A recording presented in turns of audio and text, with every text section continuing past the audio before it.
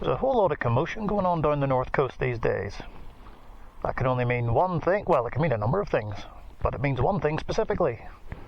The Northwest 200 is just around the corner. So today, we're going to hop on this beautiful machine and take you for a lap of Northern Ireland's most iconic road race.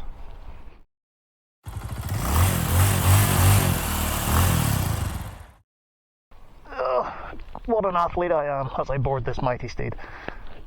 Right, so we're going to have to kind of do this arse about face a wee bit. So obviously they're setting up the start and finish area, so we can't go on to the actual finish line, but we can go across the start line and we can just use the power of imagination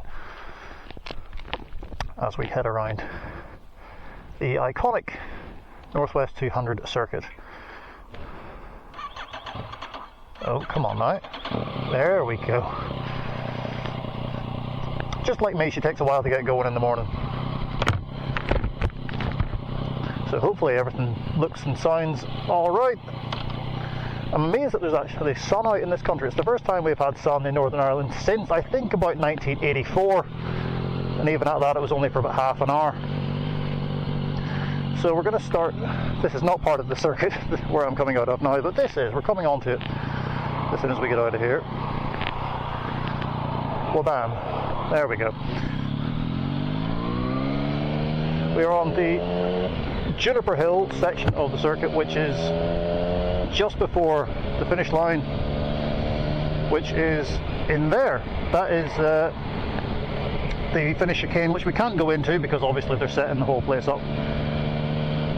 But we can go across the start line, which is here.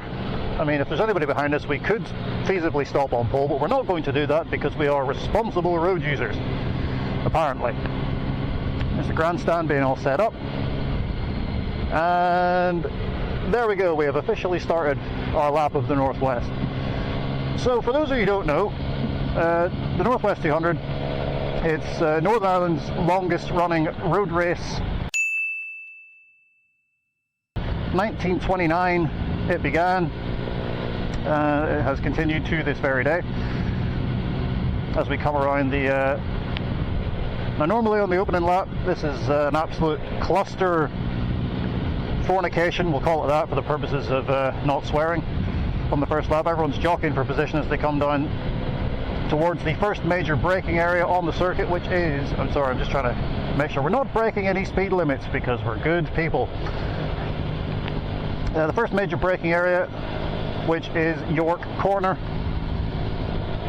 Now the start finish line used to be, if you can see in the distance, it used to be over there where that grandstand is, sort of, well, there-ish.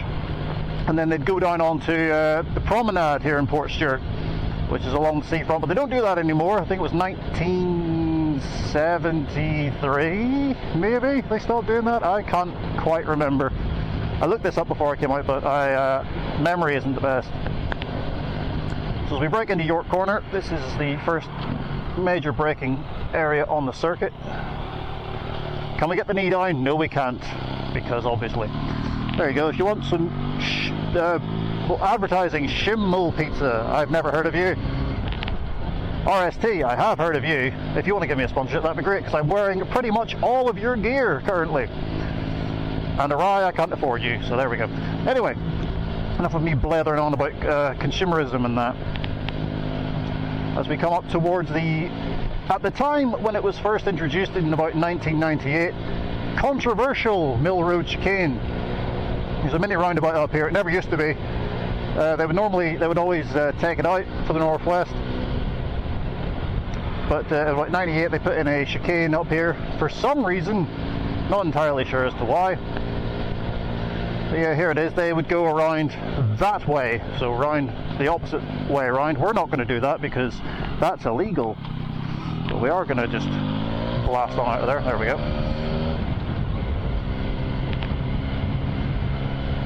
As we come on to Mill Road, this is the way we're about to head out of Port Stewart now.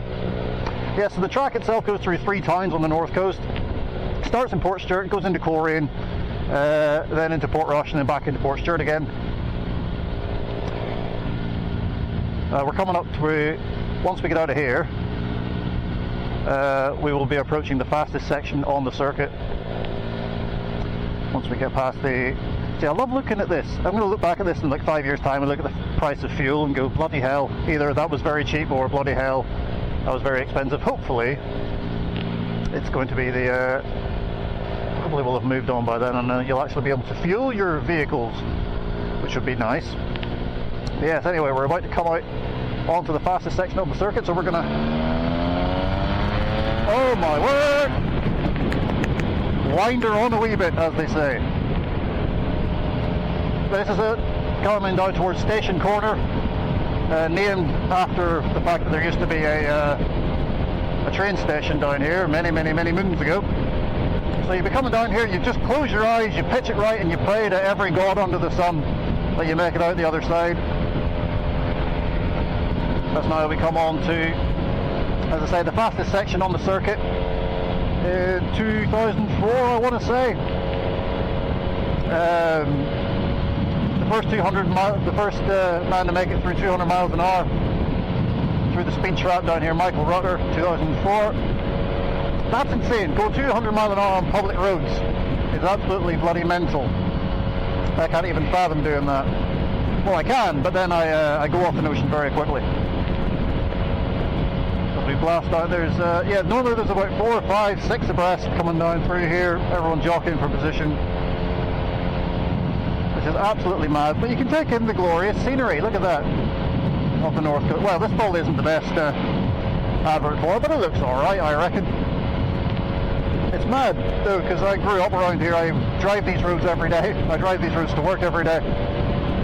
So I know these roads like the back of my hand, but there's a significant difference between being able to ride these roads and drive these roads at normal speed and riding these roads at astronomical speeds. So we're about to come down. You're coming up to about 180, 190, maybe 200 miles an hour on a modern superbike as you blast down towards, and then you have to be prepared to slam on the brakes to come down to another heavy braking zone towards University. And of course at this point the sun decides to bugger off behind the clouds, which I'm not entirely surprised about because it is Northern Ireland after all. In towards University Corner. Now it used to be that you go straight on here way back in the day. I think it was 1979 that this was changed and the link road was put in. I could be wrong. If I am wrong, which I most likely am, I'll correct myself. But up the link road towards the magic roundabout, so-called the magic roundabout, because you go round it the wrong way around. But once again, we aren't going to do that, as that is highly illegal, and I am a fan of keeping my license. So there we go. Actually we see some lads doing some work on it. So yeah, they would go the other way around and they'd pop out here to go out towards Portrush, which is where we're going to go for the next section of the circuit.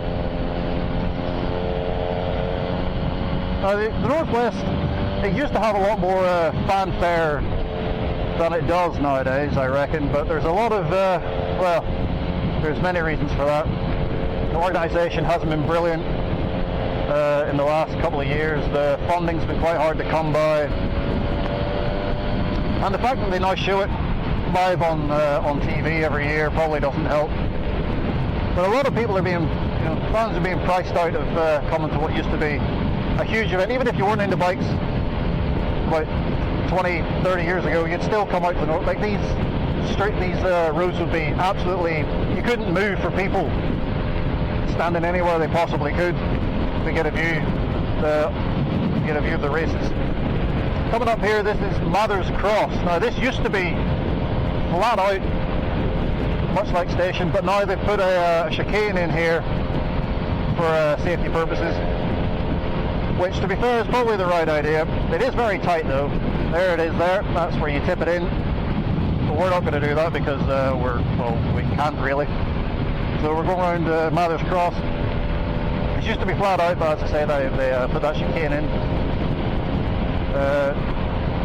for the purposes of safety, which we can all agree is a good thing. we blast down again. This place is, the throttle's wide open for the majority of your lap around here. People use this, they say it's like a warm-up for the TT, which I can totally understand, but I feel like it's a little bit, not disrespectful, that's not the right word, but it's a weird choice of phrasing, because, I mean, if you don't pay attention around this place, it will bite you, as it's been shown, unfortunately, for a number of people that have competed in these races, and unfortunately, they didn't make it back home that evening after. So yeah, it's but then again, anything's dangerous, just in general, I guess, but especially this sort of carry-on. But anyway, I'm just kind of blathering on because there's an awful lot to see as we come down into it. We're coming in towards Portrush now. Another chicane, which used to be they used to just set it up in the middle of the road until about 10 years ago, where they built a purpose-built chicane, which is there. So you flick it left, you flick it right, which I never really understood, because by the time you get back down to the Metropole, which is where we're going now, you're back up to the full chat again, pretty much. So it seems a bit irrelevant, I suppose. But whatever. I'm not in charge of things. Anyway, we blast down. Well, we're not blasting down towards Metropole, but those involved would blast down towards Metropole.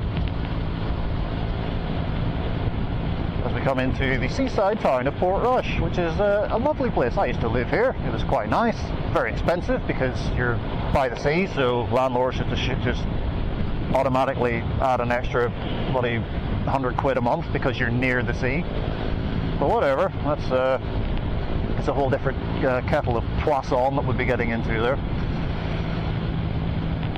But yeah, in general, come to the north coast, by the way. It's a bloody lovely part of the world. I mean, you won't understand a word that anyone's bloody saying to you, because we talk a language which is sort of English, but mainly just mumblings, mutterings, gruntings, and pointing and swearing. That's generally how we communicate with each other in this part of the world. As we come down towards Metropole, now this place in general is an absolute pig to get through, because the traffic down here is generally an absolute pain in the arse on the weekend, but it's actually not too bad now, so we'll take the good of it. And we're going to swing left here eventually, once we're able to get out here, even though it's a giveaway to the right. But alright, if we're just gonna, because nobody in this country can drive. That's another thing that you need to know if you come here. So you flick it left on Metropole. It's called Metropole because there used to be a hotel called the Metropole on that corner. There is the bridge you can go under, that takes you to the beach. There's a grandstand which takes you to an overpriced seat. And then we come up towards Church Corner. I'll give you a million guesses as to why it's named Church Corner. Nope, you're wrong. It's because there's a church on the corner. I know. It's how do we come up with these things? So it's right here. Eventually, come on, friend, don't be feared of it. Flick it right, and then we're going to go under the railway bridge, which is a lot tighter than it looks, to be fair. So come under the railway bridge. I'll put my teeth back in, and then we come on to the Coast Road section of course. It's about 9 miles in total, this track, and to be honest, I don't think many prettier sights as you come up over Black Hill. Now, I don't know why it's called Black Hill. I haven't been able to figure that out in my 30 plus years of life living in and around the north coast, give or take a few years. Look at that. That's Portrush there. Bloody lovely place. And it's right on our doorstep. And we take it very much for granted. But over Black Hill we go, onto the Coast Road section, which is a 40, unfortunately. There'll be no blasting it down here for me today, especially when folk are turning. Oh, they're turning in. That's all right then. I'll let you away with it. Although, there you go. There's I mean, you've paid for all the gears, you can use them all. Oh, you're turning in there and towards Tides, which is a decent enough wee spot if you're looking for Scran. We'll just batter on past you there. Onto the golf course. Yes, this is apparently a thing that people do. I never really understood the concept of being a golfist. As far as I'm concerned, golf ruins a perfectly good walk. That's what I was always told. But anyway, just because it's not for me doesn't mean it's not for you, I suppose. We're coming up near the end of the lap now, actually, so you'll have much longer to listen to me witter on, which is only a good thing. Up towards Juniper Hill, which is where we started. There's one final chicane, which has been here for eons. There it is there. Flick it left through the chicane. And then back out onto the main road. Good grief. Onto the main road. And then up and over the top of Juniper Hill eventually, and then that is a lap of the Northwest. Now, as we said at the start, instead of going straight on, you do flick it left into that chicane, and that is where you start on this road, you finish at the chicane. So yeah, it's a bit of a, I would have liked to have gone through there, but alas we can't. So yeah, there we go. A lap of the Northwest 200 circuit. It's bloody good. If you get a chance, do come over and see it at least once. Like I say, it's lost a bit of its luster from years gone by. A lot of disorganisation is generally the root of why it's kind of fallen off recently. And that's not me just, you know, I don't have a vendetta against anybody, it's just the way it is. Really, I guess, is the primary reason for why it's kind of dropped off. But anyway, I'm rambling and wittering on. I am going to turn off here because we don't need to do another lap of the place. And yeah, all that remains for me to say is thank you very much for watching, everyone. I hope you enjoyed this leisurely lap of the Northwest 200 circuit. Stay safe, and I'll see you on the next ride, I suppose. I'm pretty sure someone already says that, so I've just stolen someone's catchphrase. But that's fine. It's nothing original anymore anyway. We'll pull up here and I'll sort myself out. Anyway, right, yes, bye. I'm gonna go.